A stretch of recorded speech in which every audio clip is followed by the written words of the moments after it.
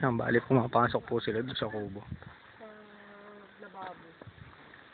Ito na po yung lababo. Parang pagkatas mo maghugas ng mga ano din. Ay, alam ko yan natin dito. Ganda, no?